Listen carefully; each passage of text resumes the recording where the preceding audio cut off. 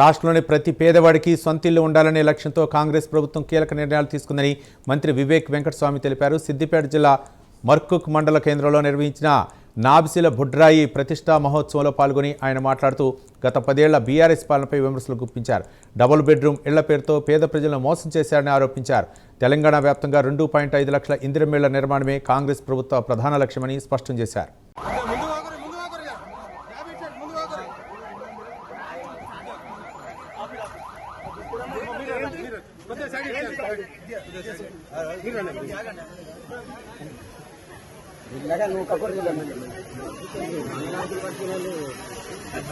తెలంగాణ రాష్ట్ర మంత్రివర్యులు గడ్డ వివేక్ గారికి మరుపు తరఫున నాబిసిల ప్రతిష్టా కార్యక్రమానికి చేస్తున్నటువంటి సందర్భంలో మంత్రివర్యులకు మరుపు గ్రామ ప్రజలు మరుపు మండల ప్రజలు సాదర ఆహ్వానాన్ని పలుకుతున్నాం.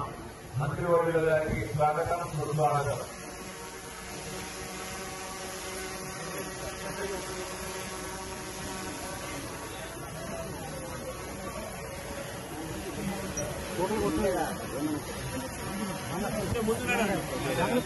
మండల ప్రెసిడెంట్ సార్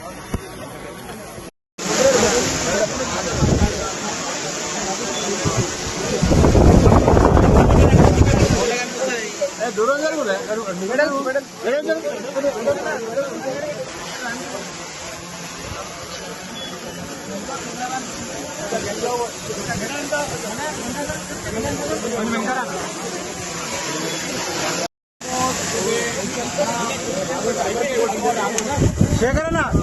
కొంచెం వెనక జరగాలి అన్న, కొంచెం వెనక జరగాలి.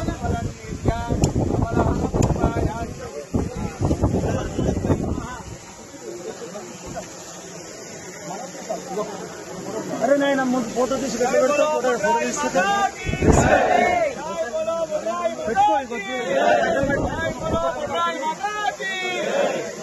Okay sir, thank you.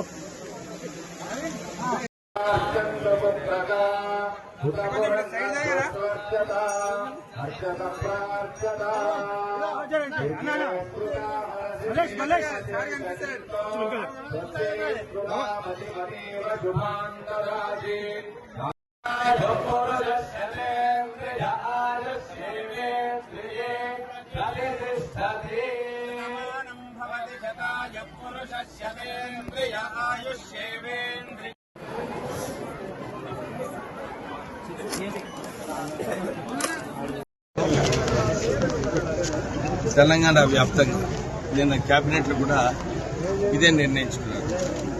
2.5 లక్షలు ఇందిరమ్మ ఇల్లులు అన్ని చోట్ల కూడా కట్టాలి. పేదవాళ్ళు వెంకటిల్లో ఉండదు, అదొక కాన్సెప్ట్. తెలంగాణ వ్యాప్తంగా ఎక్కడ పెంకటిల్లు ఉన్నా కానీ ఆ ఫోటోగ్రాఫ్ తీసి పంపిస్తే వాళ్ళకి ఇందిరమ్మ ఇల్లు శాంక్షన్ చేయాలని చెప్పి ఒక చర్చ జరగడం జరిగింది. అందరూ బీద ప్రజలు ఈ రాష్ట్రంలో ఇల్లు ఇందిరమ్మ ఇల్లు, ఎందుకంటే 10 సంవత్సరాలు టీఆర్ఎస్ ప్రభుత్వంలో అందరికీ మేము డబుల్ బెడ్రూమ్ ఇల్లు కట్టిస్తామని చెప్పి ఆశలు చూపించి వారికి ఇల్లు లేకుండా చేయడం జరిగింది. కేవలం పెద్ద పెద్ద ప్రాజెక్టులు మల్లన్న సాగర్ అని చెప్పి 50 టీఎంసీ బ్యారేజ్ కట్టేది. దాంట్లో ఇప్పుడు కూడా 10 టీఎంసీ కన్నా ఎక్కువ నీళ్లు దాంట్లో స్టోర్ చేయలేదు. 9,000 కోట్ల రూపాయలు ఈ మల్లన్న సాగర్ బ్యారేజ్ మీద ఖర్చు పెట్టి దాంట్లో సుమారు మిత్తే ఈ 4-5 సంవత్సరాలలో సుమారు 4,000 కోట్ల రూపాయలు మిత్తికే పోవడం జరిగింది.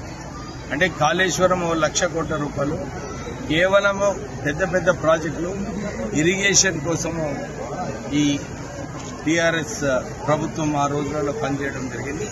ఇప్పుడు ప్రజలందరూ కూడా సన్న బియ్యం అన్న కానీ 200 యూనిట్లు ఫ్రీ అన్న కానీ ఇవన్నీ కలుపుకుంటే సుమారు ఒక్కొక్క వ్యక్తికి 5,000 రూపాయలు వెల్ఫేర్ స్కీమ్స్ కాంగ్రెస్ ప్రభుత్వం ఇస్తుంది. వచ్చే రోజులలో కేబినెట్ నిర్ణయం ఏదైతే తీసుకుందో అందరికీ పెన్షన్లు, వారికి వితాంతుల pension, old age pension, widow pensions ఇవన్నీ కూడా ఈ నెల నుంచి ప్రారంభమవుతుంది. త్వరలోనే వారికి మహాలక్ష్మి స్కీమ్ కూడా రాష్ట్ర ప్రభుత్వం ఇంప్లిమెంట్ చేస్తుంది.